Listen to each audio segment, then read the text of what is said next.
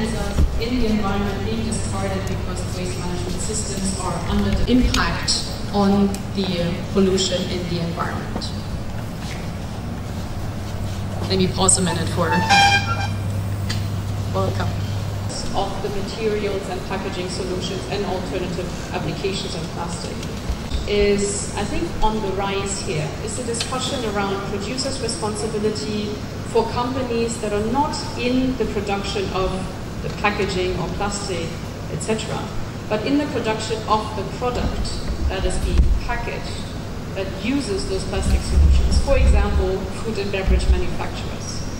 So they themselves are not producing the packaging in this case, right? But they assume responsibility because they're using this packaging solution and they're pushing it into the market towards the consumers. But they already know and they are proactively working on taking responsibility of what happens once the product has been consumed. And this is great, great progress because those are the driving forces towards addressing some of the waste challenges we see. Also because they have direct access to the consumers, consumer education works best from the source. And what we then can do is look at what kinds of materials are we using, how are they being discarded, how are they being managed, how are they being collected, hopefully, and what happens to them after. Can the waste be sorted, can it be reused, can it be processed into something else? For example, there are various companies that experiment with construction materials made from discarded plastics. Yeah, so instead of recovering the resources and putting them back into a packaging process, they're recovering them and processing them into something completely different, which is also great. Question, of course, for us is it economically viable? Is there a market? How much does it cost to sort, clean, and process plastic again? So there are a lot of questions that need to be answered before we can decide on one solution over the other. Right? But again, a lot of business opportunity in this space. Green our minds. So, as a delegation of German industry and commerce in Nigeria, we're really looking forward to pushing some of those questions and hopefully answers in Nigeria together with German and Nigerian partners. Again, private sector, public sector, academia, civil society. We're really looking forward to signing an MOU this afternoon as part of the Business Engagement Forum organized together with UYOSIMA. But I want to highlight a few things that we're already doing from our side that some of you may already be involved in or interested in that we hope to also roll out here in UYO and Accra. First of all, as part of green hydrogen. Market studies, meaning that we look at what is already being done in the market, and here I'm talking about Nigeria. What are the major players, both public and private sector actors, and where is the business potential? Business potential, again, looking at the existing value chains, looking at existing consumers, producers, stakeholders, viability. Does it make sense on the side of technology? Does it make sense on the side of the business case? Because we can have a fantastic solution, if it doesn't make business sense, it will not be sustainable.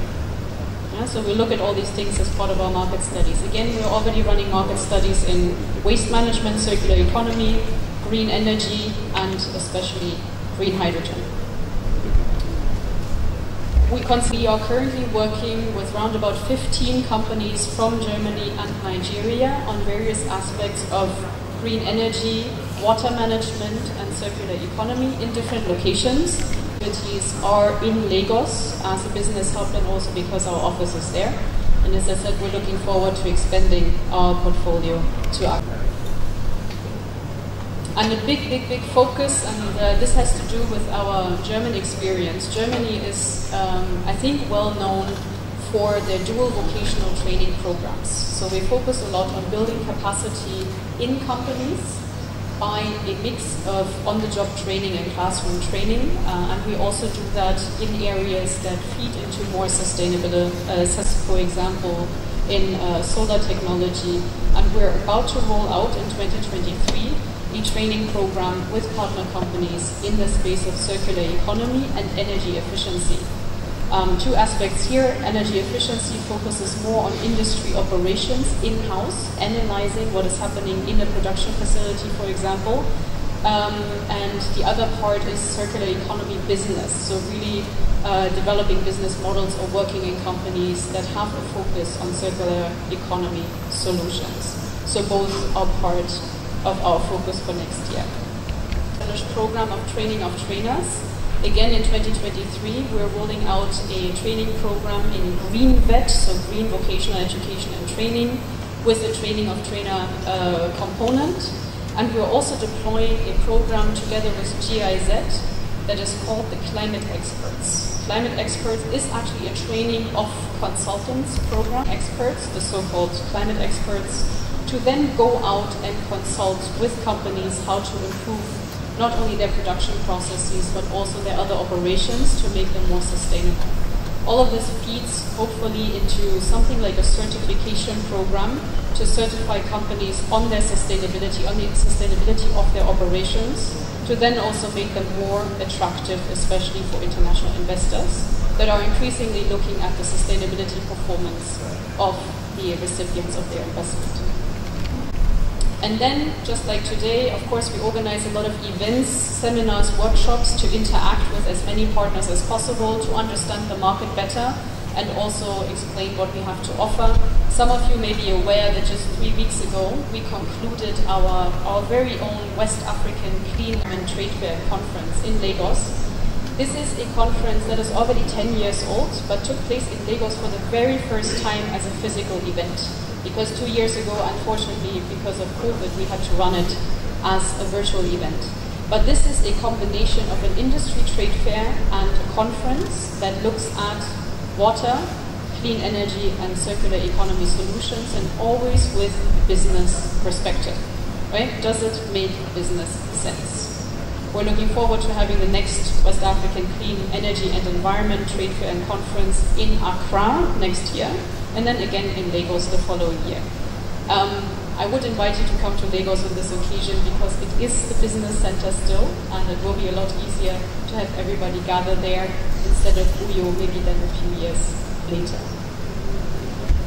And what we already do, we are currently building a marketplace. This is kind of like, imagine an eBay for waste products, together with various partners, again focusing on Lagos to start with. But because it is an online platform, we're very optimistic that we will be able to broaden its outreach to other areas of Nigeria very soon. It's again looking at the waste products that are available, making sure that they are in a state, for example, cleaned for further production, and considering transport cost. For example, if you're sitting here in Uyo and you see a waste product in Lagos that you would like to have, you have to consider transportation, not only because of the money that it costs you and the time that it takes, but also with the question, is it still sustainable if you transport the waste from Lagos to Uyo? But we will see that, hopefully together as we move forward. So that's another area that we would like to include in our upcoming partnership to see what we can do together to really enable sustainability business in Nigeria. So those are what we do. I'm leaving my contact details. I hope the presentation can be shared, but you can also find me here today. I gave some impulses. I know I raised some theses that some of you may disagree with, so I'm really looking forward to our conversation in the course of today. And good to be here today, and let's see what we can make out of this, as this will be the beginning of our partnership. Thank you very much. Members of the management team of the university. On that note, distinguished ladies and gentlemen, join me as I recognize the presence of the Vice Chancellor of the University of Uyo, Professor Nyaudo Dayo. Two Deputy Vice Chancellors, one is in charge of academics and the other is in charge of administration. Is a record maker, having served successfully as Deputy Vice Chancellor Academic. She was moved to the other chamber to serve as the Deputy Vice Chancellor Administration, the first in the history of the University of Uyo.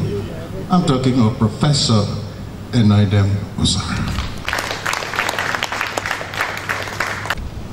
So I request that you permit me to stand on already established protocol and to also join others to welcome all of us, the sponsors, the partners, the participants, and others who have come from far and near to our great state, Akwa Ibom State, for the purpose of trying to make our society better than what we have seen today.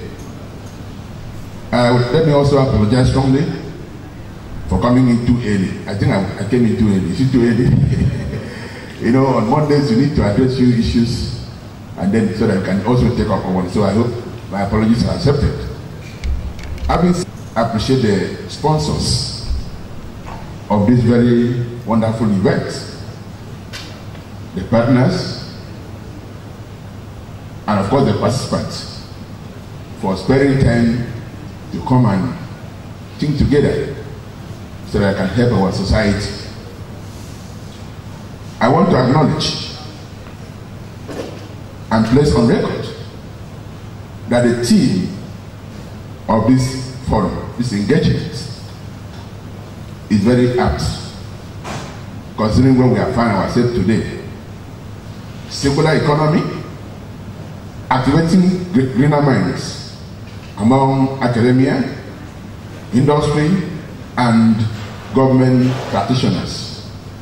Of course, those we are targeting more or less are culprits when it comes to depleting or causing disequilibrium in the natural setting.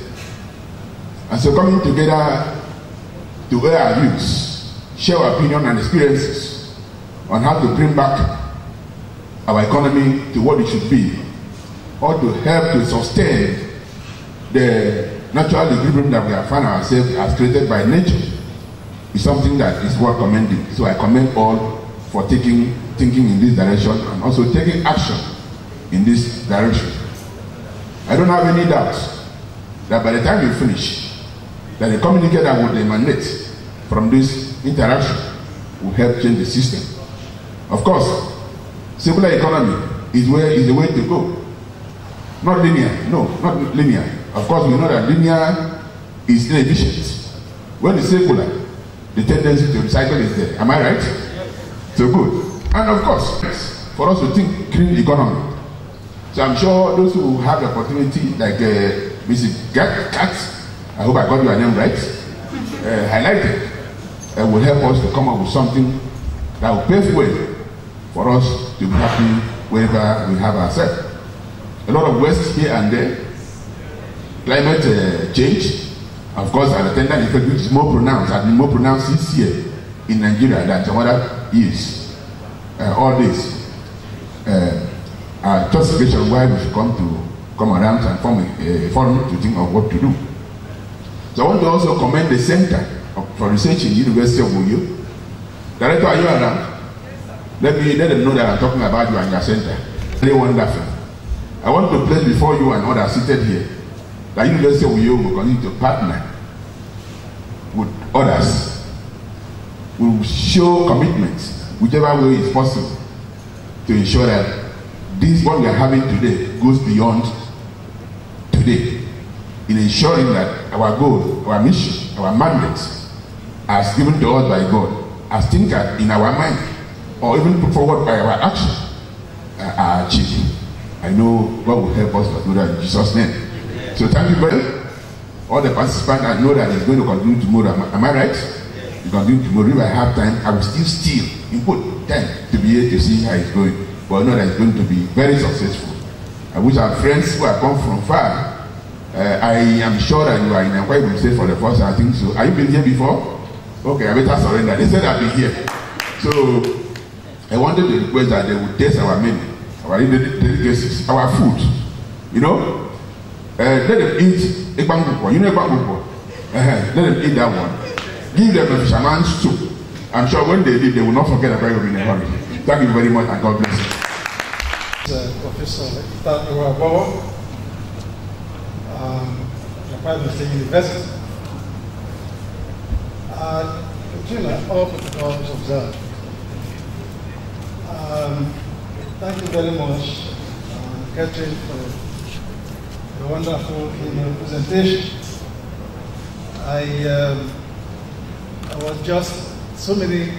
I went back to history past when I was in Germany and then in Göttingen, University of Göttingen. While we were presenting the lecture, I was really impressed by so many key points made. But I observed that you were mostly emphasizing on manufactured or industry.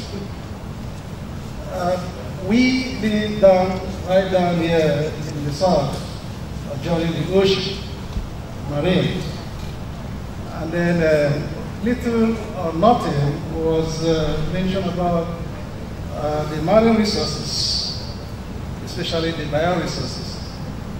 I want to know how, in activating the green mind, how we can sustainably, rather achieve sustainability in the development of our marine bioresources. Because, many factors just mentioned, air pollution and all that, eventually gets into the system there, and at the end of the day, most of these bioresources are affected by food pollution. And then also, not just bioresources, but processes in the system that also enhance the living, well-being of these bioresources. Some biogeochemical process cycles and all that. So can you really explain how we could sustainably develop our marine resources for the future? When we talk about sustainability, we're talking about for future generations. Thank you. And point taken. Yes, my presentation focused a lot on manufacturing. Though, do not be fooled, it doesn't have to be large-scale manufacturing. Right? Manufacturing also happens, and predominantly happens at small to medium scale, and that is where we also need to look at sustainability manufacturing. In our current portfolio, we do not have many actors in the space of maritime resources or exploitation, economic exploitation of the same. I would be happy to take that question back to my colleagues and also back to the German Chambers of Commerce in Germany. Because the way we're set up, we have the Chambers of Commerce in Germany that have a mandatory membership. So as a registered company in Germany, you have to be a member of your local or regional Chamber of Commerce. And of course we have Chambers of Commerce, for example, at the coast. So our coastline is very small compared to the Nigerian coastline. But I think that's a topic that would be worthwhile exploring with the Chambers of Commerce in Germany that are working along the coast in Germany to look at what companies can do there, maybe for some experience and skills exchange. I don't know yet. I can only offer to take the story back to them and see what comes back. Excellent. And I see that the professor is saying that he wants to collaborate with us. So this is exactly what we're here for, to understand. Yes. So to understand who can contribute what and how to use our respective networks and knowledge and resources to come together. Again, I'm happy to take the story back. I don't know yet what comes back because in our own house, in the delegation of German industry and commerce in Nigeria, we haven't really looked at that particular aspect yet. So the existing companies or the companies that we currently work with don't have that focus. But let's explore, let's take it together. And going back to the second point, I'd be happy to take that concern or observation into our various fora, both in Nigeria and in Germany, as a concern that has been raised here during this event. So really appreciate the contribution. Let's see what we can make for it. I am Dr. Ian from Tufted University. During your presentation, you painted a very good picture about what is happening in the economy with the unknown source of revenue. Vis-a-vis, you also mentioned the problems involved in getting machinery from Germany to other parts of the world. I am wondering, thinking of the way technology has come to help our global market.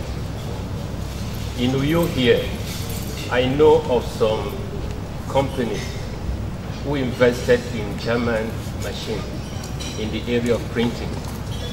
Because of high exchange rate, it's been difficult to service those machines. Getting parts, getting the money to pay for the parts. And when you compare these to other economies, like the Chinese people, their machines are coming in smaller sizes and they are more affordable. But yours is stronger.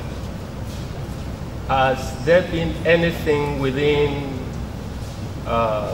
maybe based on your knowledge, that has been done to kind of help those that are already in the system using your machines or intend to invest in your economy to come up with machines that are more affordable and that can be serviceable? Thank you. The accurate description of the current situation we're facing. I say we are facing because, of course, we work with the German companies that do want to do business in Nigeria and encounter those challenges as suppliers. There are 2 points I would like to make in response to your question. The first one is when it comes to servicing machines. One question is spare parts, replacement, repairs, and the other question is maintenance. Because often machines are installed, maybe a service technician from Germany or from elsewhere can come to set up the machine, may even transfer some knowledge, but often insufficient knowledge, or to people that are then leaving, so that long-term the machines cannot be maintained the way they are supposed to be maintained. Focusing on that element of maintenance, what we are working on as Delegation of German Industry and Commerce in Nigeria is on building up the skills locally in Nigeria by partnering not only with German companies but also other international and Nigerian companies to have enough technicians that are proficient in those machines available in Nigeria. Not necessarily in the companies that are using the machines, but so that we become less dependent on international technicians coming to service the machines, because that is not only expensive, but also always quite cumbersome in terms of travel and visa and the time that they need to take out. That is only on the servicing where we're trying to work with companies to build up that knowledge in Nigeria. The more difficult challenge is spare parts. The German machines, including the spare parts, have always been more expensive than many Chinese machines and also other suppliers, Italian, Indian, etc. We stand by the quality, we continue to do that. So the price of machines per se in their production cost, I think, will remain high, especially those machines that are actually being produced in Germany, because cost of doing business in Germany is very high. What you see right now, and this exacerbates the problem, is because of the exchange rate fluctuations and the forex scarcity, the actual cost of the machines for the companies is going up even higher. So on top of the already high production cost of the machine, you have this exchange rate effect that makes it very difficult to pay for these machines. We are working with German companies that have long-term supplier relationships with Nigeria to work at least around payment terms, so that machines can be delivered even though the payment may stall or may delay. This only works for those companies, German companies, that have these long-term relationships, that have consistent export to Nigeria of machines. It does not work so well with companies that have maybe a one-off specialized machine that they delivered to one customer or to two, because the long-term business relationship cannot serve as guarantee. The relationship is not long-term, so it cannot serve as guarantee for the long-term payment. For those cases, we are hoping that at least the Forex situation gets better over time, because for the German companies it is too risky to supply spare parts or new machines as well without having the payment secured. I know that that is also applicable to other international companies and suppliers.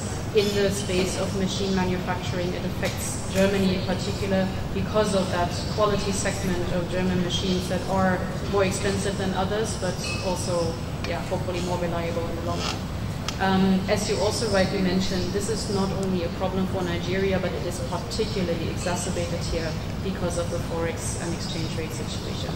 So not an answer right now. We are working on it. We're working with individual supplying companies to see what can be done. But it really depends on the individual business model, the time frame that they're working on, and to what extent they want to grow the business in Nigeria, or they just see it as a one-off customer, which really depends on each company. But yeah, that is something we are aware of, do not have an immediate solution. In terms of, sorry, I'm taking a lot of time, I'll wrap up. In terms of producing cheaper or smaller scale machinery, is of little interest to most German companies because they just see a different target market. So that is a market that is left to other suppliers. We have worked in the past on second-hand machines, but we've seen that the problem of spare parts or maintenance is being increased because second-hand machines often have already had a life beforehand. So that may fit in very individual cases, but I don't think that's a long-term solution in general. Thank you. We'll take just one more, and that one shouldn't take long. We've taken from two gentlemen, and maybe we should be gender sensitive. The lady for once. Thank you. I really enjoyed your talk. I have a question actually. It's concerning the courses you mentioned. Will the courses be available for secondary and tertiary students? And in what area, like you mentioned on in waste management, solar, and some other areas? So I would love to know. Thank you. So the courses that we have planned for next year are specifically on circular economy, so waste management, for example. But they're also looking at analyzing industrial production processes. So we equip people to actually run these analyses at the production facilities. The second part will not be available for secondary and tertiary students because we need to work with people who are already employed in those companies or can work as consultants to go into those companies. But just because of the profile of the training.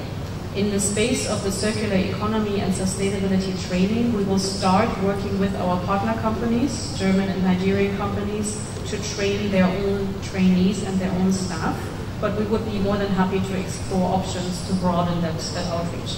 Depends on partnerships, and of course we need to pull in all our weight to also cover the expenses that are linked to such programs, but we would be happy to explore those. Thank you. Expose our students on green chemistry. Even the first time I heard about green chemistry, I was saying, what is green chemistry? Even many times when they came, some people came to speak on green chemistry, I find it difficult to understand until after a long time of showing interest. Then I developed interest, and now I have to create research in green chemistry. To make it a little bit clearer for some of us that are not in chemistry, because even you that you're a professor of inorganic chemistry, you said when you first heard about green chemistry, you were wondering what it is. So please, what is this green chemistry? So that we will know what green chemistry is about. Just briefly, yes sir. Green chemistry has already been defined for us in the morning. But what's his name? Doctor, what's your name? Thompson. He has already defined to us in many ways. See, let me make it so simple. From waste to wealth. When you have waste and you create wealth from waste, that if you make a waste useful, then you are studying green chemistry. When you are moving from something that is senseless, doesn't make any sense, and you make sense out of it, then that is what is called green chemistry? Thank you very much. I just wanted it in a layman's language. Those that are not in chemistry, that are farmers and maybe homemakers, will know exactly what you're talking about.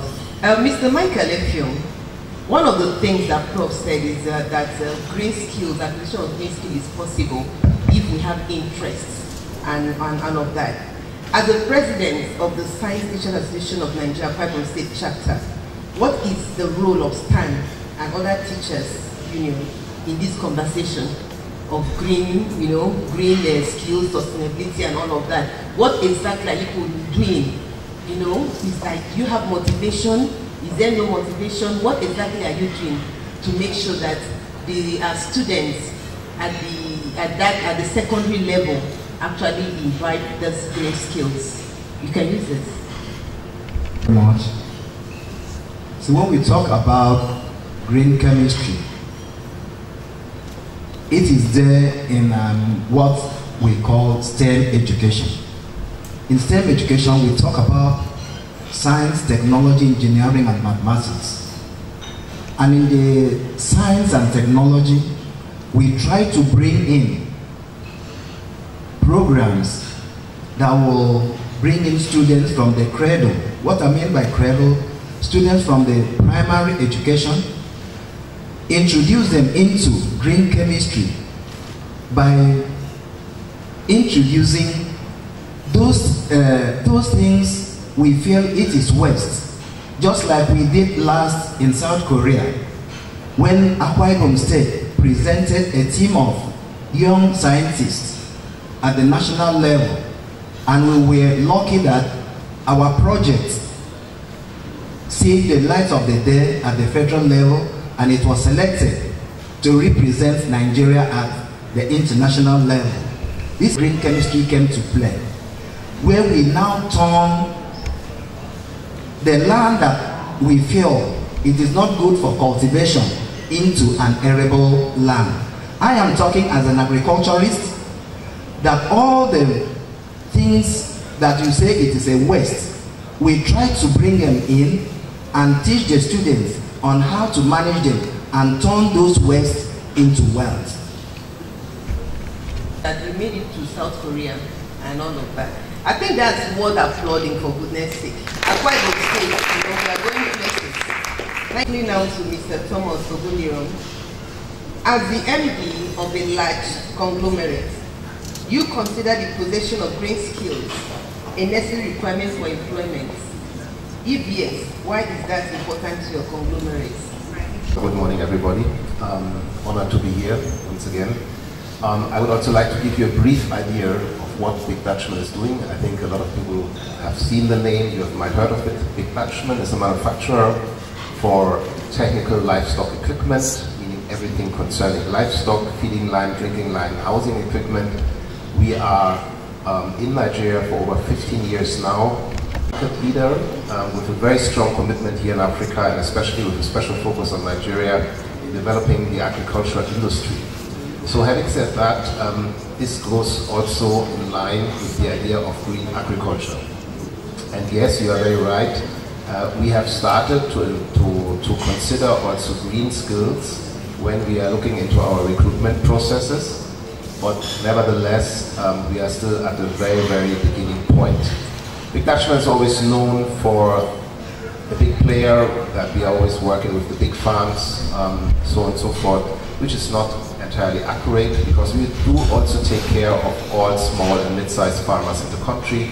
We are already executing some minor projects here in Akwa Ibom, but nevertheless, of course, the poultry hubs, Abeokuta, Ibadan, Kaduna, etc., have taken the lead, but we are committed to also get and establish our footprint more here in the eastern region, especially to focus on Uyo and Ag. Yes, we do, and we consider green skills in our recruitment, but as I said it before, we are at the very, very beginning point. Why? I always have the feeling, and I'm saying that as a Nigerian myself, my father is a Nigerian, my mother is a German, so just to clear out all misunderstandings. We do always take the second step before we do the first step. We can talk about bringing sustainability, green ideas to Nigeria, and I really appreciate that. I think it's very, very important also from the perspective as the envy of Big Dutchman, Sub-Saharan Africa, but we have to take the first step first. We have to make sure that food security is established. We have to make sure that jobs have been created. And we have to encourage the youth actually to step into agriculture. Anywhere I'm going, and I'm saying that, and I'm sometimes repeating it over and over again, the idea that oil and gas is somehow something you can eat. We still have this very, very, very interesting approach, and I'm not tired in repeating it and saying it. Agriculture is the way forward. We have to make sure that people have enough to eat. And if people have enough to eat, then they are open for greener approaches, for sustainability, for thinking of the future. But if you are waking up in the morning and you're going hungry to bed in the evening, you will not care about anything else than whether you have seen something to eat or not. You will not think about green, about sustainability, so on and so forth. Big Dutchman, in its very comprehensive approach, has started to bring innovative systems into the country already, and we are facing serious challenges with the mindset.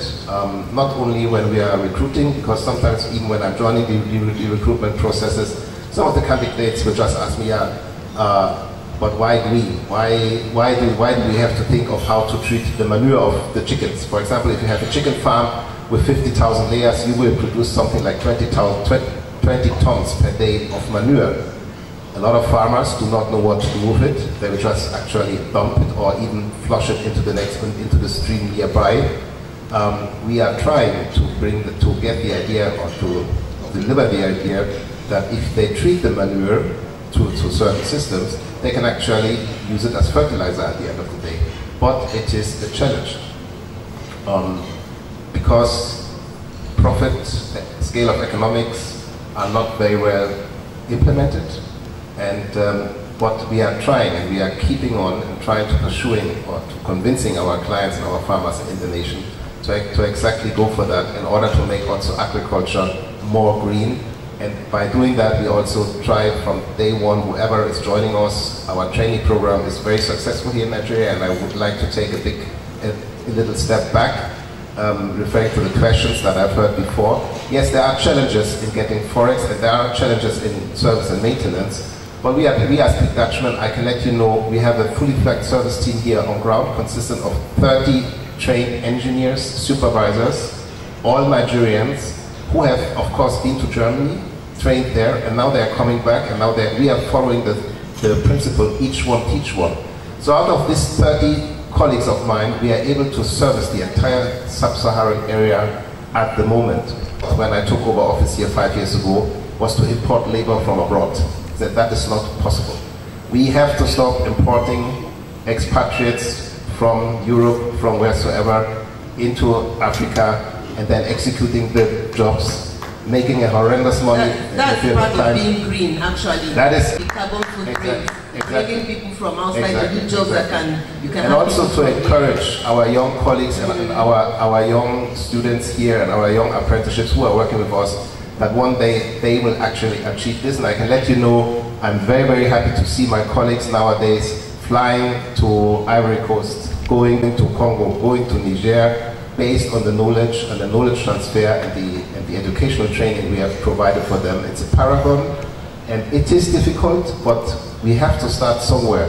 And Big Dutchman took this very bold approach 15 years ago when they said, no, we are not only coming with a rep office, we have a fully fledged subsidiary here on ground. And I can tell you the costs we are facing are really, really tough. They are high, but nevertheless, we are committed, and that is the only way it works. We have to start within ourselves. We have to start here in Nigeria, and then I think we can all move forward also towards a better future, and also definitely forward or towards a greener and brighter future for all of us. Thank you. Thank you very much. Wow. He actually addressed two questions, because the second question I had for him, he had actually taken care of that. And then he also said something that is very fundamental. if you're hungry, you'll not be able to hear anything. I'm sure now that we had the tea break, we've renewed our sugar level and all of that, we can better pay attention to what is being said here. You know, as a rural sociologist, one of the things I've observed on the field is that when we go to farmers, we try to introduce change to them, and they reject. We say, this farmer is so pessimistic, is so resistant to change and all of that. What the farmer is just doing is being security, safety conscious. If the farmer adopts what you're trying to introduce and it fails, how is based insurance? How will the farmer, take care of food security and all of that? So he has made a very, a fundamental point that we are trying to ensure food security first, and then after food security, they are also changing the mindsets of the people. Please, another round of applause for him. Thank you. Udo, Professor Udo is a professor of estate management, University of Uyo. And the question I have, Prof, how compelling is the concept of the circular economy for Nigeria? Is there a need to integrate green and sustainability into the education curriculum? Thanks for that question.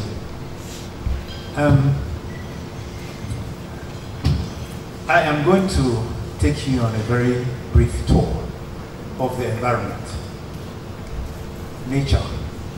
It's going to be a brief one. When God created this earth, there was no pollution. There were trees and all sorts of things. They grew in the wild. Trees would grow old and die, the leaves will wither. And if you went into the forest then, or if you go to a forest now, you will see that things happen naturally. There is no pollution out there. The dead leaves you see there are all going to be used by the forest. Then came man, and he destabilized everything. And so we started having unwanted products of nature. And that's actually what is called pollution. When you do things that are not biodegradable, create things that are not biodegradable, they stay on Earth, they weren't supposed to be there. Earth was created to be a carbon sink, or to sink all other types of things, so that things will disintegrate and get back into nature, dust to dust. And so that's why even we that came from dust will go back to dust. And status quo maintained. Now we've created things, and then we've got society. We've got, like this conference here is aimed at the quadruple helix. And in the quadruple helix we have society, communities, we have industry, we have the educational sector, and we have government. Each of these groups in society make demands of nature in one way or another. In communities, people live in houses. Industry will need factories, they will need buildings to use as offices or educational institutions in the universities. Government requires its own kinds of infrastructure that it uses. And all of these make a demand on energy, on other kinds of resources that are natural. And we are left in the end with waste products of one sort or another. And those of us who've been here all morning have heard of the kinds of wastes that we can find in society. Some location A gets moved to location B or C, and they're suffered there, etc. We've heard all this. Now, what does academia do? What do we do in educational institutions? The idea is to understand how each of these units in the quadruple helix operates. We need to understand society and how it operates, and what it needs, what it uses, how it uses those things. If academics would do a few things, for instance, research, I believe that there are 4 basic things that must be done in academia. First is research. Second is integration of knowledge. Third is the application of knowledge. And then fourthly, to teach. Teaching is the final thing. We research first. Look at the quadruple helix. What are needed in society? Communities, housing, sorts of things. And all of them result in waste. Let's study those. Secondly,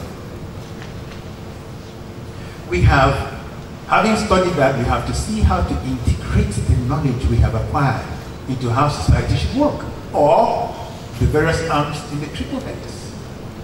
Then, we get out there to apply this knowledge to see whether it works. It is after we've done all this that we can come back to teach. And then the circle continues. Because once we teach, our students get out there. All right, we teach students. Now, in teaching students, or those who are apprentices in one form of industry or another, in teaching them, what do we expect them to do? We expect them to get out there and understand the quadruple helix, their various needs, and how to meet those needs.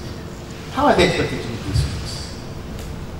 Assuming that we are in green chemistry or whatever, we need to get out there and say, industry in the triple helix. How does green chemistry integrate with life to make sure that the status quo is maintained and we reduce pollution? So we try to apply that knowledge.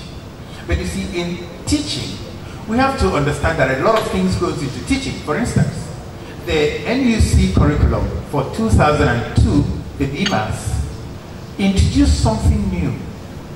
Novel, if you like, entrepreneurial education, in such a way that when we teach students, we are teaching them so that when they become graduates, they come out and know how to manage the businesses that do the things that they were trained to do. I'm using that because that's the closest one I've heard this morning. If it's green chemistry, how do you start an organization that works in line with green chemistry? Or solar panel manufacture to reduce carbon footprints in the use of oil? How do you create an industry?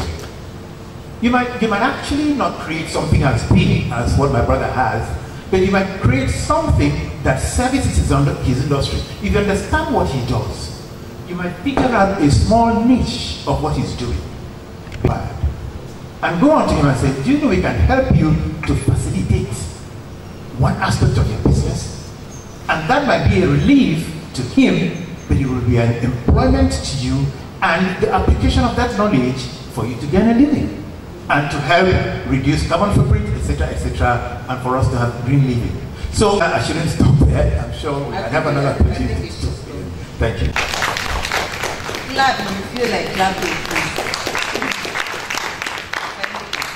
That touches you, you're impressed, clap. You're not going to pay a fine for clapping, so just feel free to clap. Thank you. So we'll move on to Mr. Eko, the Assistant Director of the Education Services. And my question to you, ma'am, is that do you think that the introduction of sustainability education and green skill development as a policy into the curriculum of primary and secondary schools will help in changing the mindset of our people? You think it's a good thing to do? Would you introduce anything? Is it possible to introduce such policies in the States? Thank you so much. It is very possible. I didn't understand the meaning of green chemistry. That was why I was asking many questions there. But by our profs talking, I just came to the knowledge that yes, it has been there in our curriculum already in the primary and the secondary. We have this program that we call JET that was introduced into the education system of the primary secondary in 1987 by the Federal Ministry of Education. We call it JET. It's an acronym for Junior Engineers, Technicians, and Scientists. In our primary schools and secondary, it has gone with our children have gone places with this. Like I may not remember the year. Our students, in short, a primary school child, turned cow dung, and she produced cooking gas from it. And that won us first position at the federal level. Some years too, peels of oranges were used to produce insecticides. We won an award there too. In addition to insecticide, it was used in producing cakes, dandruff, anti-dandruff stuff. We use a fiber of coconut and Britain. I don't know whether there is actually teacher in the house. What is in Britain, the botanical name and English name? Your Bible name is Britain. To purify all manner of dirty water. At World Purification Water Purification Year, Nigeria, represented by a Bible school, took second position there with that project. All manner of things. Green chemistry and disposing non-biodegradable materials everywhere. Our water bottles, whatever stuff. Our students use that to produce tar instead of asphalt because asphalt is biodegradable, but polythene are not.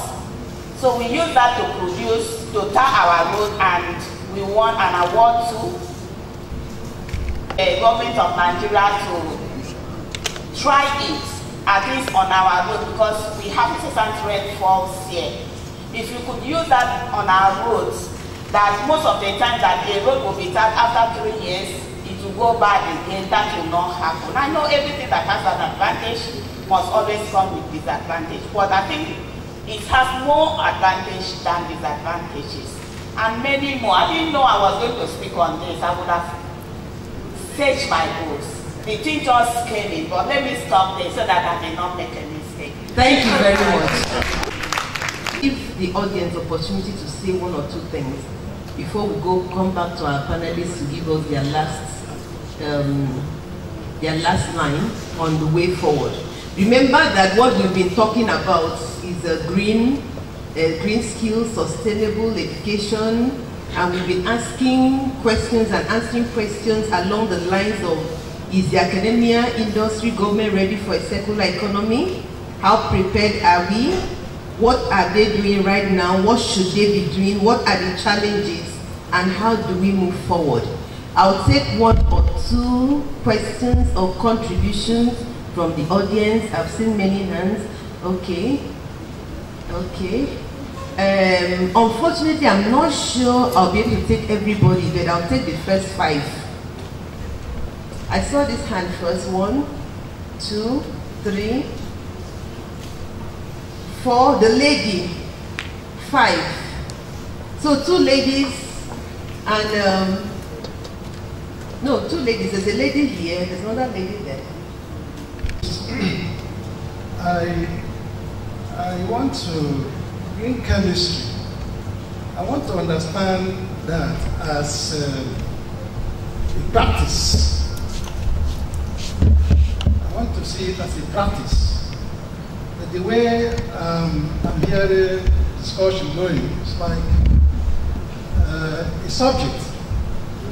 It could be a subject, but I see it more like a practice that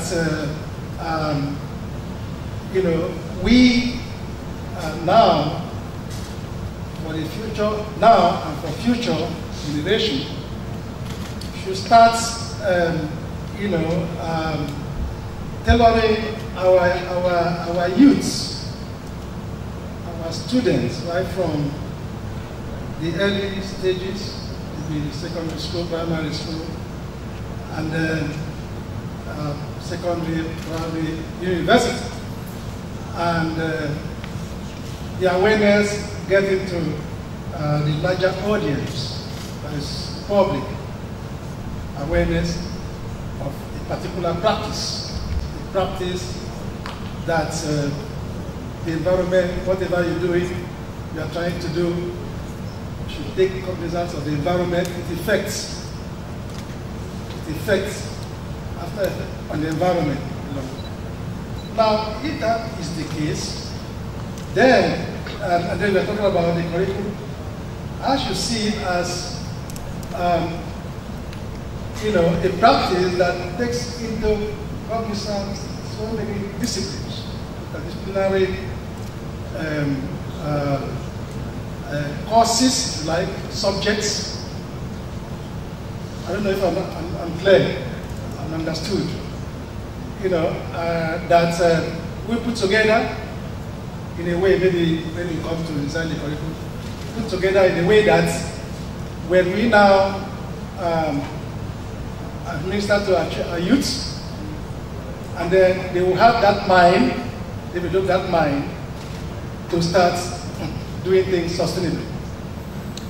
But I'm listening to it as a course, not as a practice. Okay. I don't know if I'm understood or if I'm. Yeah, you understood. Or if I'm. Please, I don't know. I want some clarification on that. Yeah. Thank you very much, sir. I'm sure you're playing, to comment on that during the second round, but it's like you took that off me. But before I go to him, I just want to say that I believe that the green skills acquisition thing, green development thing, should be like entrepreneurship that is being introduced across courses in university. So it's not just practice. Practice cannot just come on its own.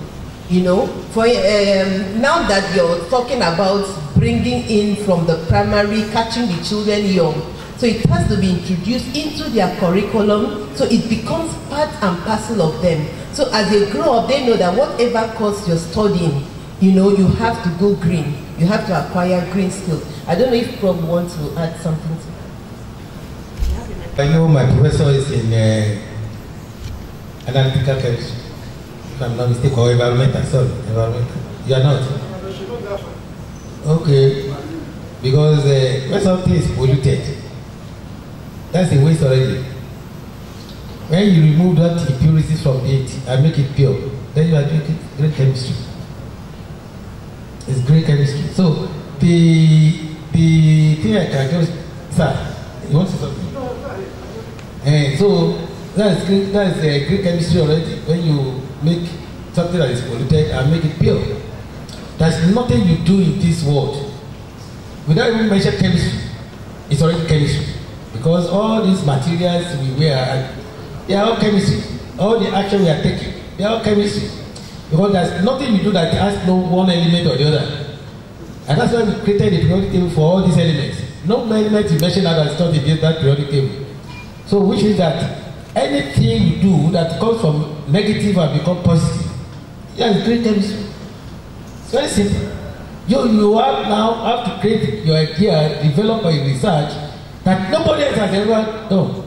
If you want yourself to be recognized, you think of something that nobody has ever gone through it. And you are making it from negative side and make it positive. Then people will recognize you. People will welcome you. And then you become popular. Maybe one of these days you become a Nobel Prize winner. When my sister was mentioning something about taking orange, the peel off, and then convert it to insecticides. See, you're already doing green chemistry. What other green chemistry that can fetch her money? If she just collaborate, that is the concept of collaboration is very significant. I can't do any research without collaborating. You can't see my paper and be the only one, the author. You see a professor writing paper as the only one every time, the only one writing paper every day, then is in the girl watch something is wrong somewhere. So that's it. So you have to collaborate. When you collaborate, the idea you don't have, that person may have it. When you now join the two ideas together, it makes sense. You move from something low to higher. That's great chemistry.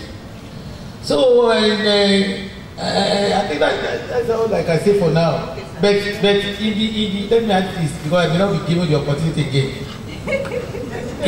There's something we do in ACS. We call it chemistry festival. chemistry festival, you will learn about this when if you can make yourself available June and come here. We have a chemistry festival to the program we are going to do here, June next year. Please be available because people are coming all over and people are coming from outside the country too to enjoy it. So I just want you to know that when we use that chemistry festival to activate the spirit of secondary school students and create awareness of chemistry in their heart and make it more interesting in their heart and develop it in their heart through that chemistry festival. It's just like a festival. When you go for a festival, you know what happens in the festival.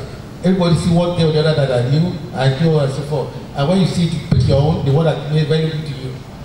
That's what we do. We look at these people, all these young ones, secondary school, primary school, and we try to call some, we invite some people who have ideas of what can make these people understand the concept of what is called chemistry. How can you make, so when you do that, you will see and you carry out some experiment. You have a balloon and you dip hole inside the balloon and the balloon doesn't go down. It looks like a magic and your students will be enjoying it and you'll be excited. And you now do mix of chemicals and from that chemical you generate odor that is very interesting and you show it to them and you show a color one way, you say show an experiment that is taking from yellow to green and come back to green and so on and so forth and you are seeing it looks like a magic. So they will develop interest. So we make it so that's it. So what you Thank you very much, sir. Thank you. We'll take the next, the second comment or question. Sorry, your name, please, sir. Okay, my name is Augustine Brendan Ian, entrepreneurial studies at Tufts University. To Mr. Ogundiro, you said something during your presentation that you try to be innovative, and one of the things that confronts you was a kind of mindset. To me, there are so many people in this room that may not understand what that means. Mindset issues. I think that was the word you used. That's to you. Then to Professor, forgive me, Professor Udo. Understanding of what we are discussing, to my mind, there's a disconnect between what you said, which is good about research, but there's a strong disconnection between the academia aspect of what we are looking at and industry. We do the research, and the research findings find themselves on shelves and not in collaboration, in working relationship with the industry users who will convert the results into meaningful products or services that will help society. How do we bridge this gap? I think it will help us. Thank you. Thank you very much. When I mentioned mindset, I actually meant that, and I don't know whoever here is in the audience who is going through recruitment processes might join me. The young people we are having today, when they're coming to our office or coming to our assessment center, they do not think about going into the field and start farming. Their idea is, oh, I want to become a manager, I need a nice desk, I need a driver, I need a car, but they will not think about it for a single second of start going into the field, start digging, dealing with chickens, picking the eggs in the morning, cleaning the pen house of the manure. It's absolutely not in their mind. That's what I was referring to. That's number one. Number two, another challenge we also face, of course, with our clients who still believe that chicken manure is something that needs to be dumped. And we are trying to convince them day by day, no, it's nothing to be dumped, it's something that needs to be processed, because at the end of the day you can sell it.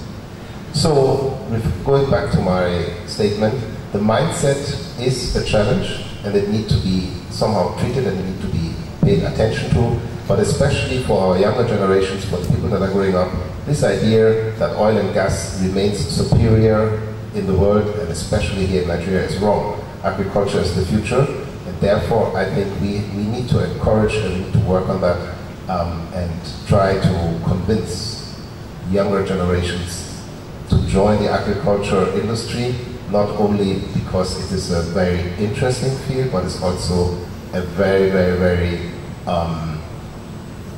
it's a business sector where you can really earn and really make a fundamental difference. And of course, at the end of the day, it's very profitable. Thank you. That there is a dichotomy between academia and practice. And in the example I gave, I mentioned that academia should think about doing research, integration of knowledge, application, and then teaching. Point that this question is directed to. Now, application should be seen. For instance, if the academic sees himself as a corporate academic, corporate academic is different from the person who sits in the classroom or in the university, does research, makes publications, and gets promoted. That's a pure academic. The corporate academic integrates that with practice. For instance, I have a business. My business feeds what I do in the university. My students feed on my business. My students practice. If my business was agriculture, my students would use my agricultural business as their practice rotation. My students practice what I teach them in my own firm and the firms that are owned by the rest of us and other firms outside. And that is how they integrate the knowledge that we give them in the classroom with what happens in practice. So if it was like a pharmaceutical industry, I believe that a university should have a lab where it creates its own drugs. Maybe not commercially, maybe commercially, in partnership with some outside pharmaceutical industries. Students who are taught see through this process before they get out. And the process of their research gets practiced in there, in the integration of knowledge and the application. And if we see that there is commercial viability in whatever happens there, then of course, it can get out into a manufacturing firm somewhere where it is mass produced as a commercial venture. There is a dichotomy, and I didn't insinuate that. And I think there should be that collaboration, a constant collaboration between academia and practice. Thank you. Thank you very much, sir. Going on. But somehow, I don't know why a lot of people in society, have this misconception that our research work, everything ends on the shelf, that nothing is happening. It's not true. There's a lot of collaboration going on, a lot of things that we are bringing out are being used up in industries, There's a lot of research practice and all of that going on. So we'll go to the next person. There was a lady there. Yeah. Thank you. Mine is more of, let me say, a contribution.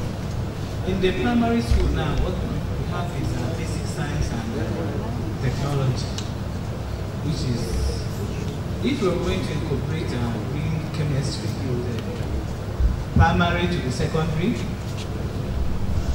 I think we should really consider the pedagogy, because we know that most of the time here in Nigeria we teach, and at the end of the day the children take the exam and everything goes like that. So if we want anything to become a part of the society, children to integrate it, knowledge to be practiced, we really have to consider how we teach it.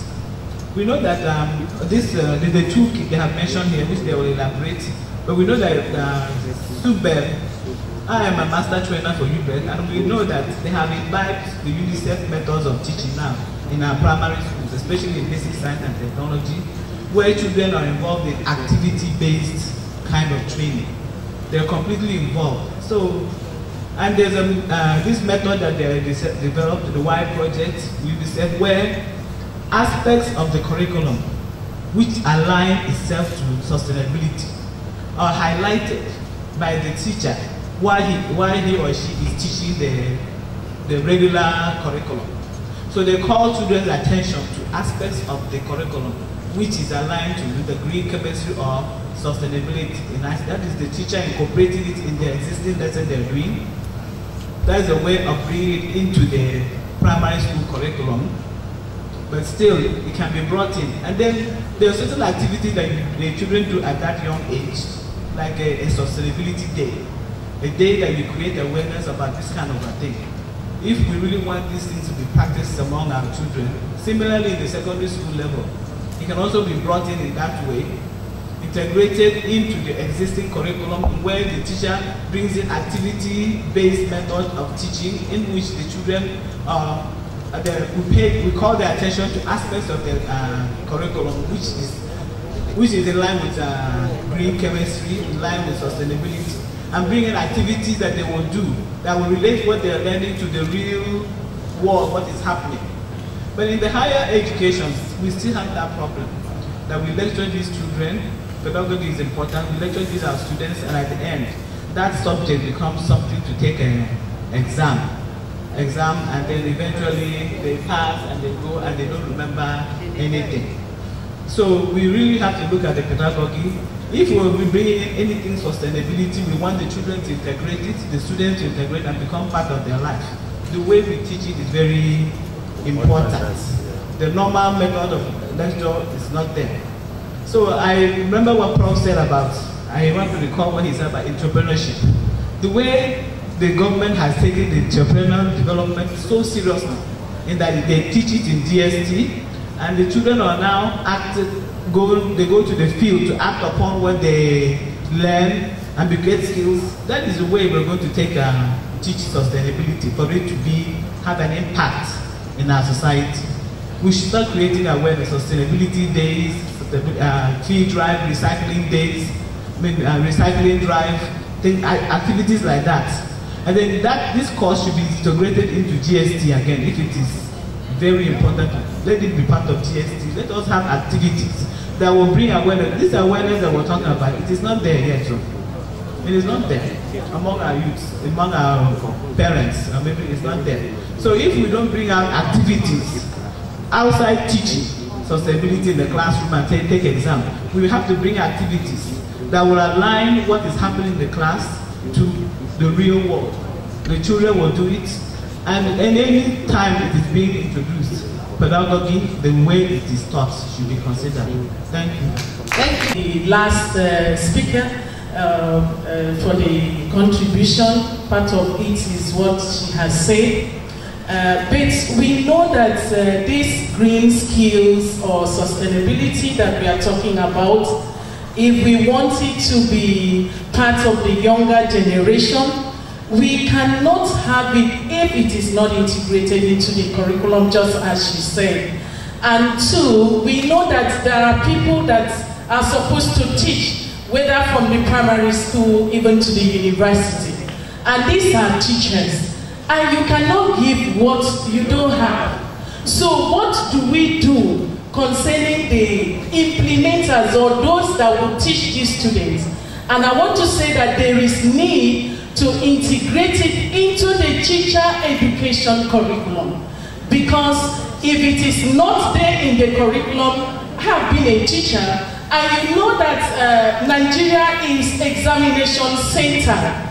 We have the syllabus, we have the curriculum, and you cannot go outside the curriculum or outside the syllabus, because even the students themselves, they may not listen to you. Because I take, for instance, when I happen to be ACS Green Chemistry 2019 award winner, and when I came back, because it was part of my responsibility that I will create awareness of green chemistry in my university, and I tried to introduce it into my lectures, but students complain because it's not part of the content of that course. And you know, if we don't integrate it into the curriculum, please, I don't think what we are talking about will be actualized.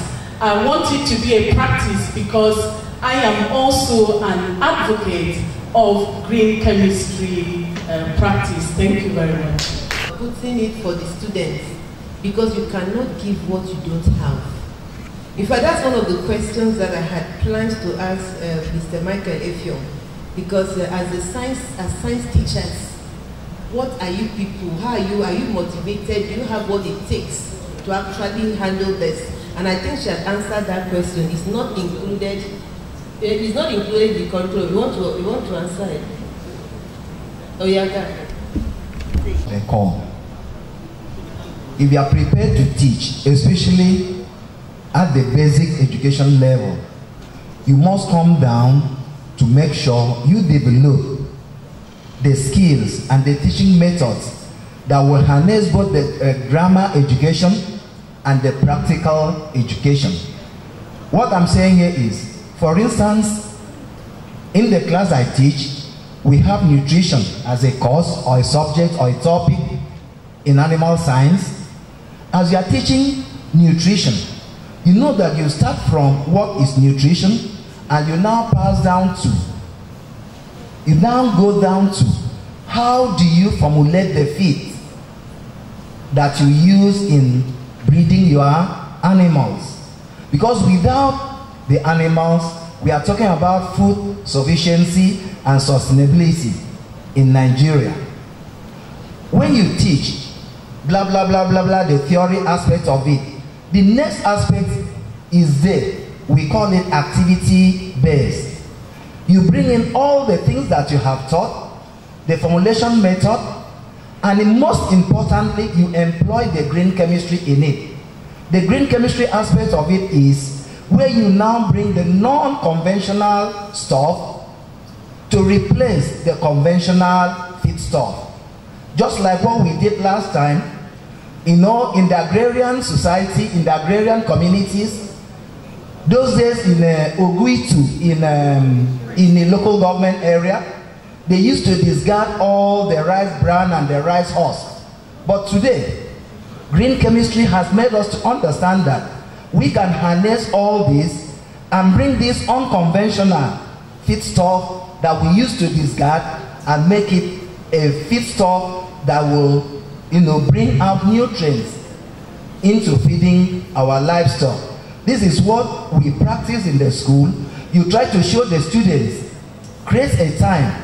The time given allotted to each of these subjects might not be enough, but as an innovative teacher, as a science teacher, and you want to take technology and science together, and considering the economy, it should not be a linear economy, but a circular economy, that when the student leaves the class, and you employ such a student as a farm attendant, you must have had a knowledge of how to take care of the birds. If you are in the swine production, take care of the pigs, and this basic knowledge already is there. Then when the student gets into the higher school, you see that it will not be difficult again for the teachers in the higher school to bring them up to the level of what they expect to churn out in the society. Thank you. They've come to tell me that our time is up, right? Developers to actually insert all of this clearly in our curriculum. I think as teachers, we can actually teach some of this. I remember that in my class, there are courses, you can't pass through my class without knowing what gender is. It's not possible.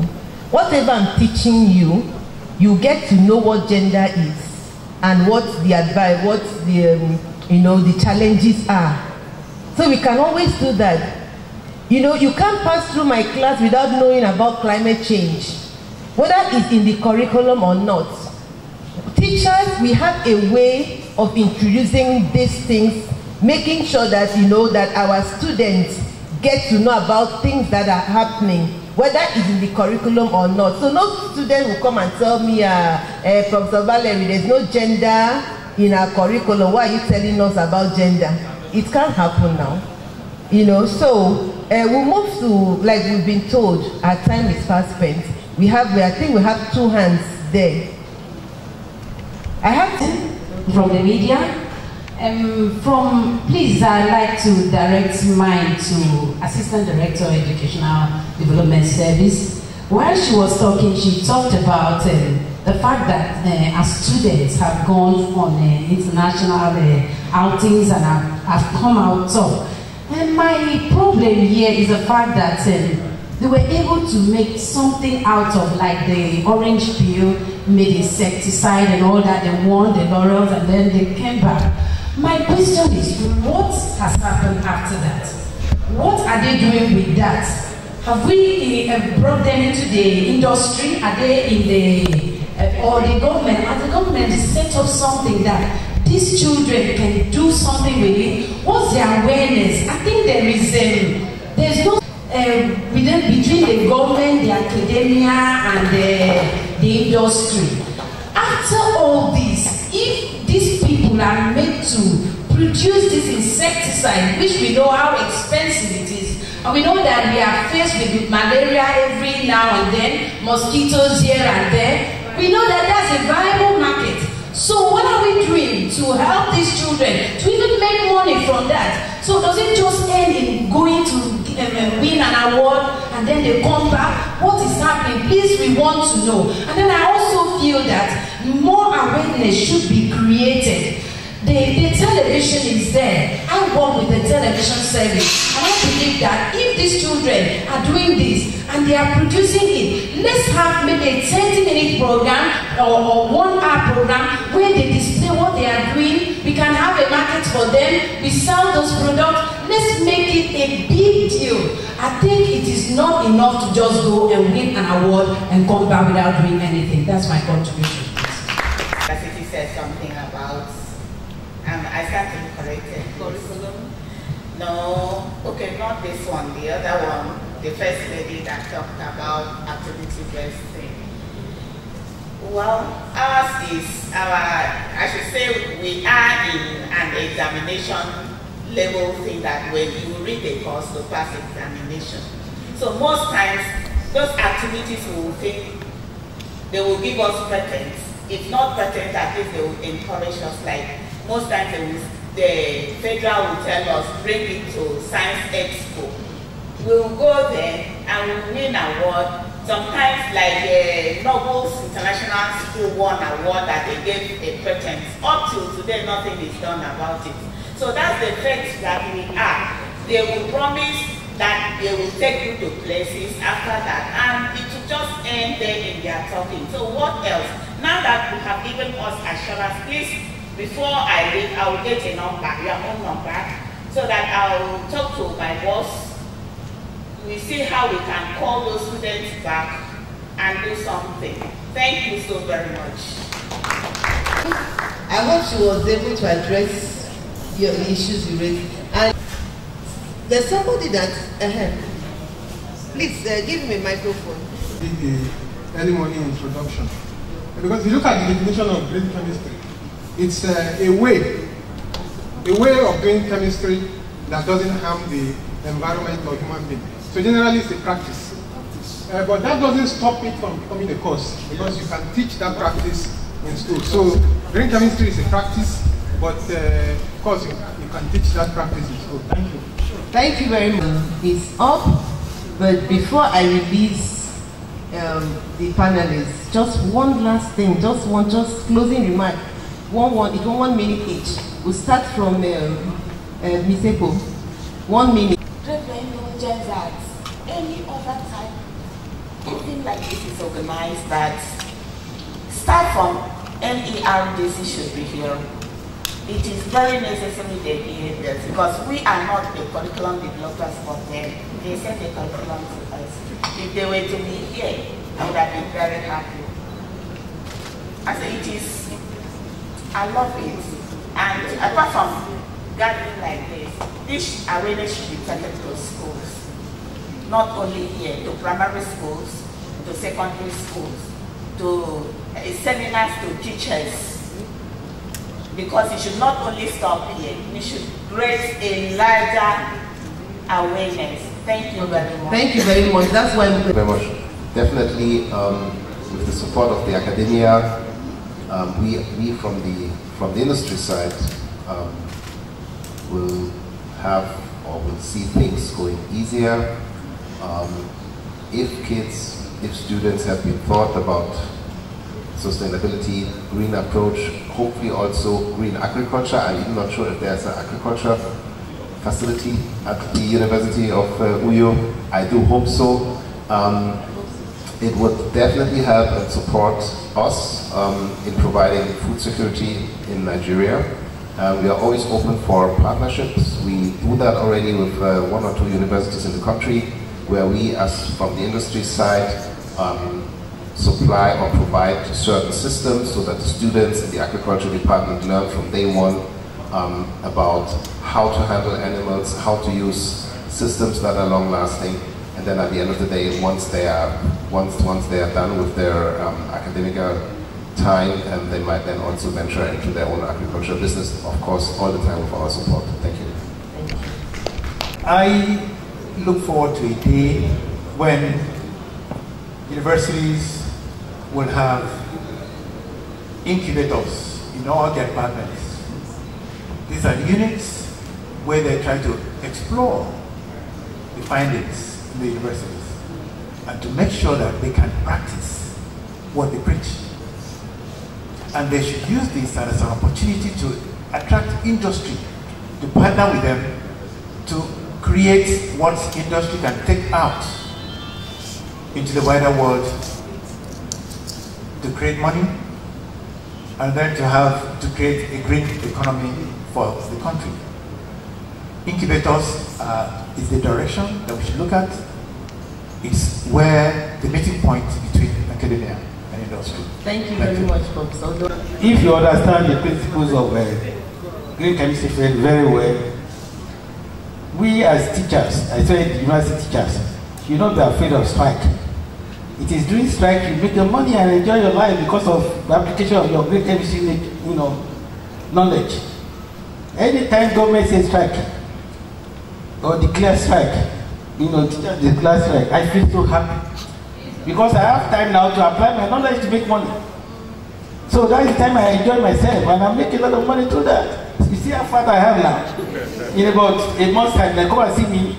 I will have devoted my time now on the students, wasting my time on them because we are not getting anything from it. But because I'm at home, in my environment, I have so many things that I convert to work and make money, sell it to people. And my own is the best. I make money. I won't tell you the secret. Come and learn from me. I will tell you so you have time. Thank you so much. So don't be afraid of strike. Use your knowledge of green chemistry and make money. Thank you. Ours is not very turbulent. We get to the class, we brief the students, we use all the available knowledge of green chemistry at the basic and higher level to make sure we prepare our students.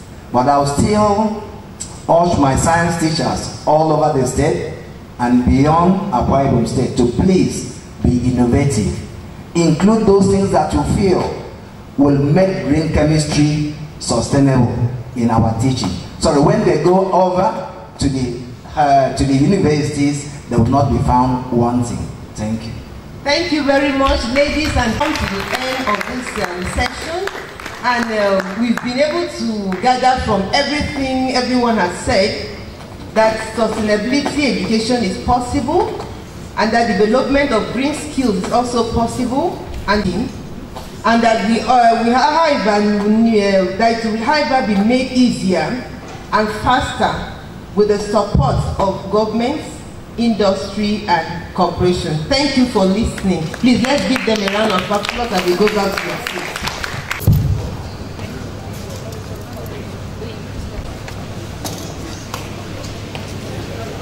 Learn more about sustainability, what's the careers in sustainability development, and what their students can learn from them. So my story, I'm from Oka, Nigeria, Anambra State. I got in contact with the Great Siege opportunity, the project team 16 months ago. I want to ask a question, a very awesome question. When you first heard about green buildings, what came to your mind? Anyone? When you first heard about green buildings?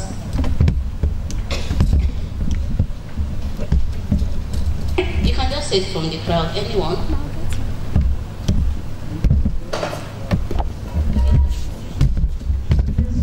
Yes. When you first heard about green buildings, what came to your mind?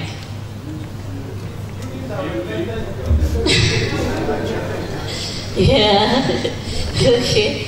I think actually you did better than me. I thought it was greenhouse. Yes. So, but when I first started with as a researcher with the Green Teach for Opportunity, I started researching on projects, on associations that offer green credentials. And I found out that it was more than that. It was mind-blowing. Like Professor Joshua first said, he said you have to get interested in what you are learning. So it made me very interested in green buildings, credentials, accreditation, and schemes that came with them. So yeah, it's awesome. It's awesome. So please go back to the slides.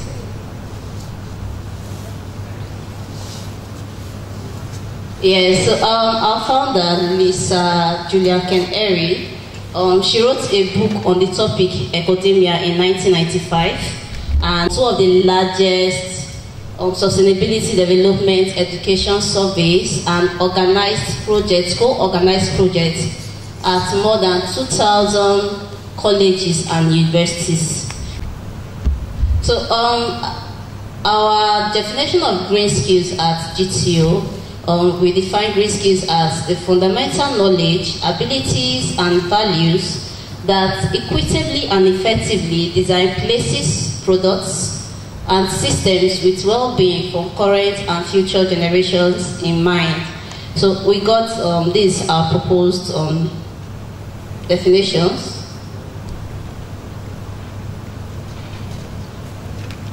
And these definitions are what kept us going forward.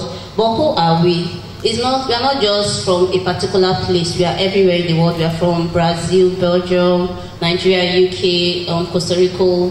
We are a diverse group of individuals from different backgrounds, and we are all working to introduce green skill up movements, the green upskill movement to the world. And we are made of educators, data analysts, youth development specialists, policy makers, organization leaders, and entrepreneurs. So you notice it's not just one group, but different people with different ideas to introduce the green skills. And at GTO, we offer three main projects. We offer the Green Skills Education Survey, the Mastery of Green Skills Education course, and the toolkits, where we do lots of research on accreditation and associations that offer them for students. And the green skill, the GTO, at GTO we use the Gaia method, and this method has 4 pillars: as the grounding, the adapting, inspiring, and advancing. And these 4 pillars have different things that they work with. Under grounding, educators learn what students need to know about sustainable development. So it's not just about telling them this is it, this is that. No, then what they need to know about sustainable development. Then under adapting, the educators learn how they can adapt the sustainable development into their skill, into their programs and curriculum. So it gets easier for you as an educator, for you as a teacher, to learn how to adapt these courses, these topics you want to take your students in. You learn how to adapt it into your courses and your programs. The third one we have inspiring.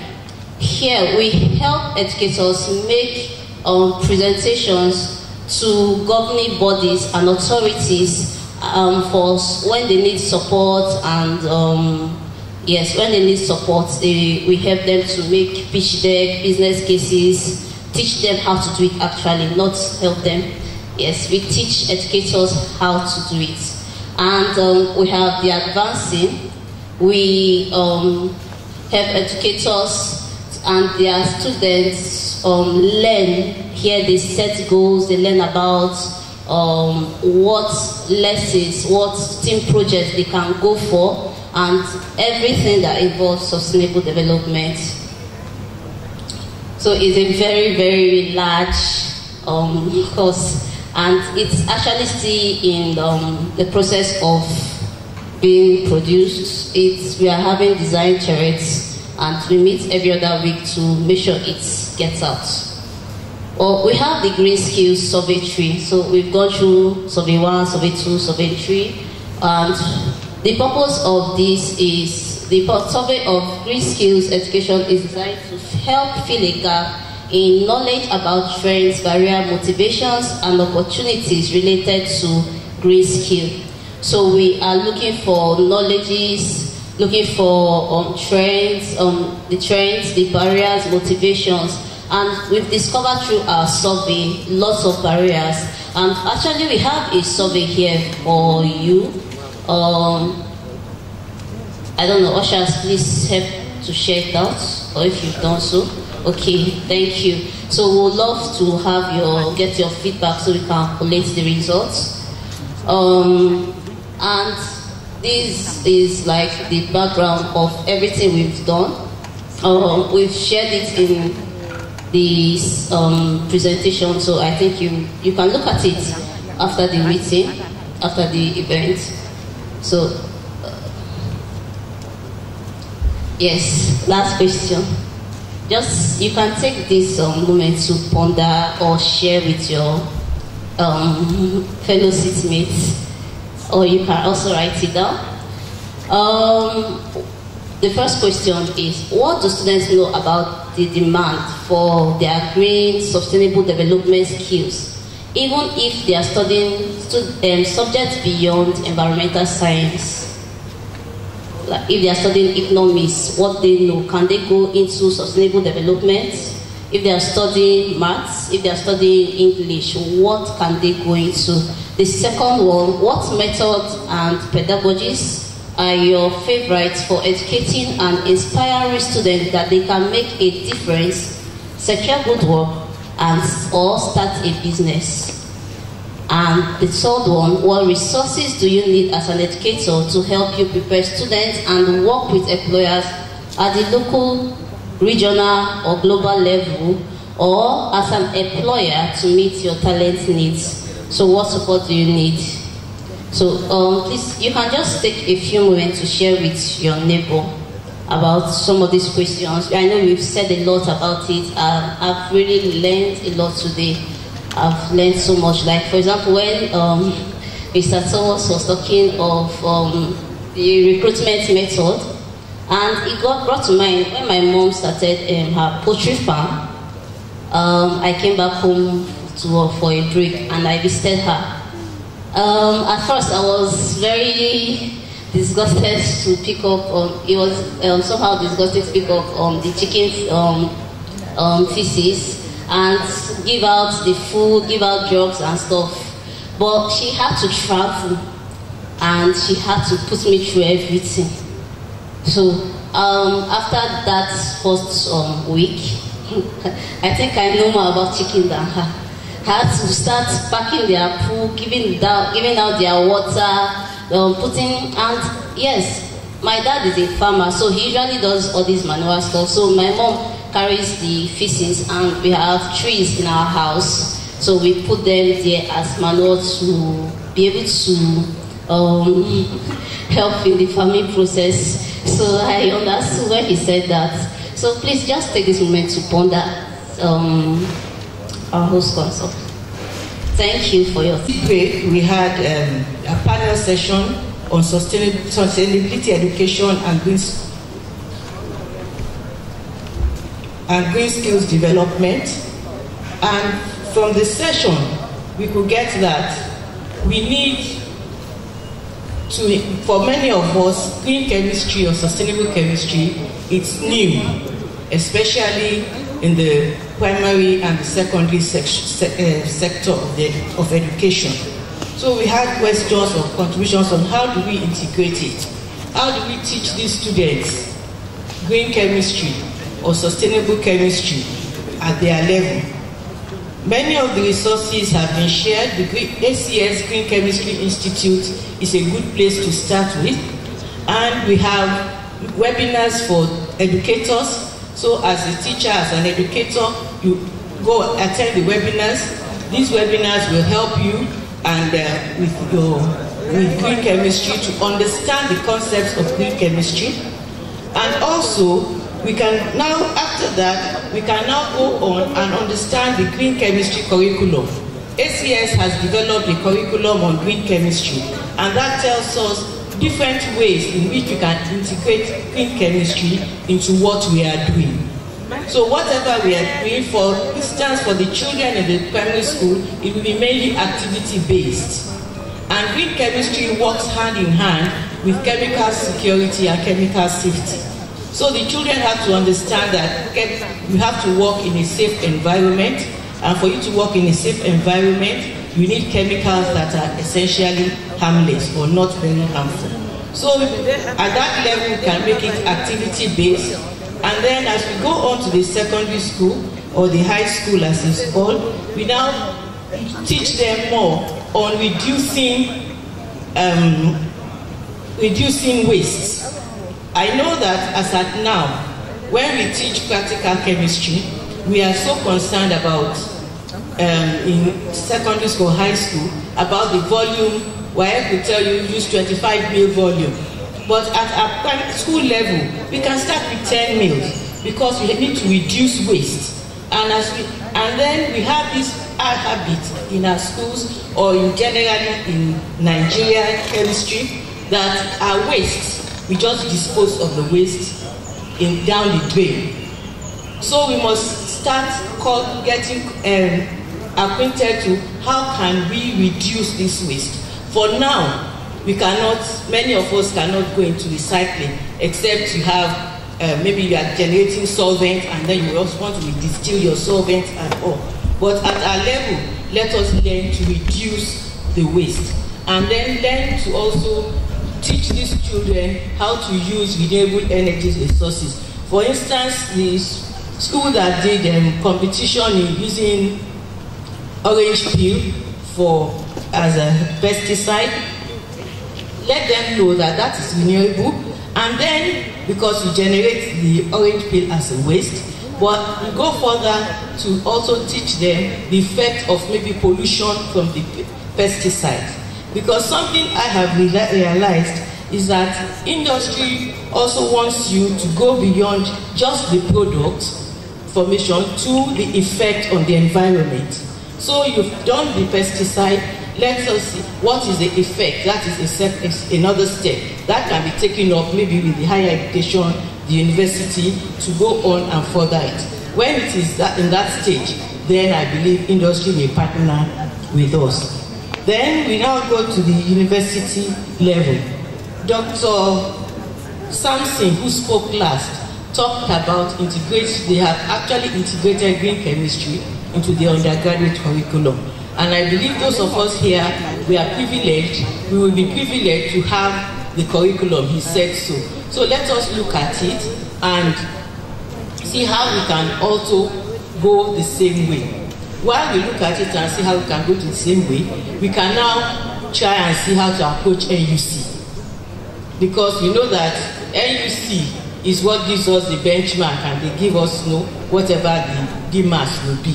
So if we incorporate it and we see that it's useful, I believe from the university, we can now make a presentation to NUC that this aspect of chemistry is important and should be integrated into our curriculum.